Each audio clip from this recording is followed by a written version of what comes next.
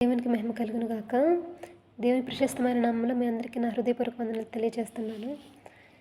నిందలు, అవమానములు, హేళనలు, చీత్కారములు, కాటిన దెబ్బలు, ముళ్ళపోటులు, సిలువ భారం, కాయమంత గాయం, హృదినే బాధించినా భరించావు వేదన మౌనముగా, తనువే తల్లడిల్లినా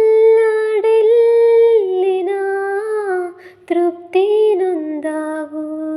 నన్ను తలచుకొని నా చెలిమి కోరి, నీ కలిమి వీడి నా చెంత చేరావు శ్రీమంతుడా.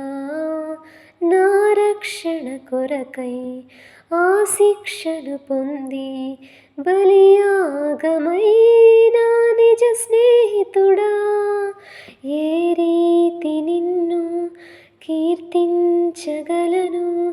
నా నీతి నీవే ఓ యేసుదేవా. నీ సాక్షిగా నిలిచి నీ ప్రేమను చాటి గణపరతును నిన్నే ప్రియ స్నేహితుడా. గణపరతును నిన్నే